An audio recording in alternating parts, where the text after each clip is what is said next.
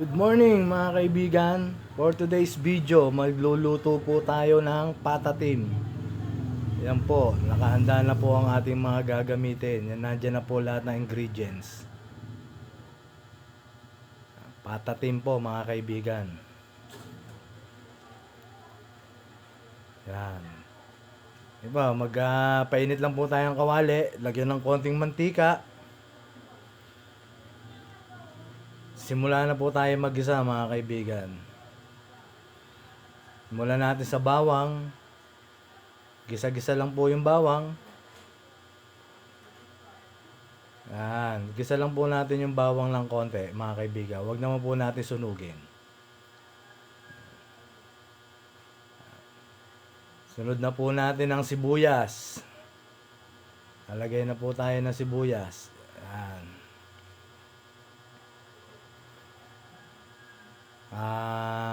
Ihalo-haloin lang natin yan. Gisa lang natin hanggang lumabas ang aroma ng sibuyas at bawang.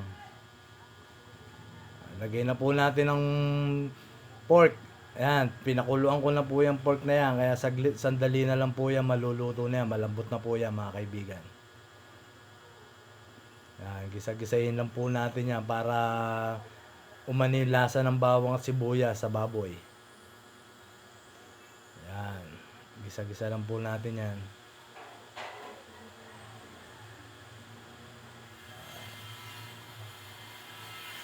Gisay-gisay lang po natin.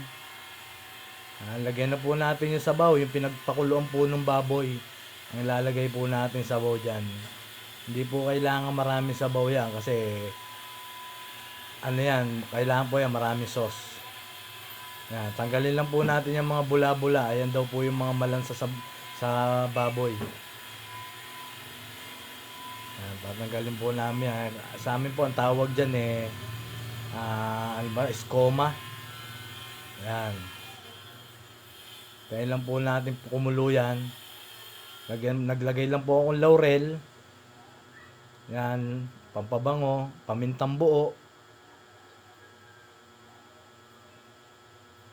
Ayan po, banana leaves. Hindi pa wala, ano pala, bulaklak ng saging. Oyster sauce. Yan. Yan mga oyster sauce. Asukal. Siyempre po, yung patatim natin, medyo matamis po yan. Nagahalo matamis at alat. Toyo. Yan po natin ng toyo yan.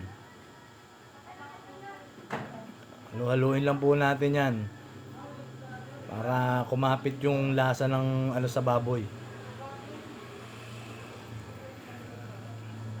Yan, kumukulo na po mga kaibigan. Lagay po tayo ng konting magic sarap.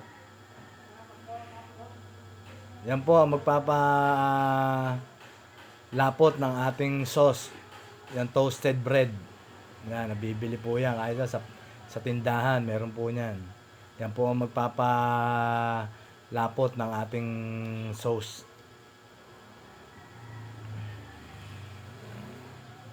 Luhuluin lang po natin yan. Hintayin lang po natin yung kumulo at ano yung toasted bread. Konti na lang po yan mga kaibigan. Sandali na lang. Takpan lang po natin saglit.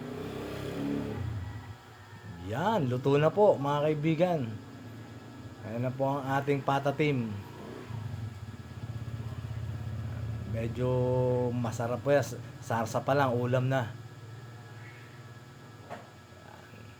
Okay na po mga kaibigan. For plating na po tayo. Yan.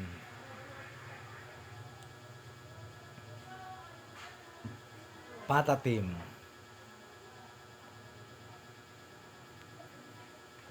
Yan, sarap niyan mga kaibigan. Nagugutom na raw po ang aking mga alaga. Ayun na po, kain na po tayo mga kaibigan. Siguradong extra rice na naman po tayo. Salamat po.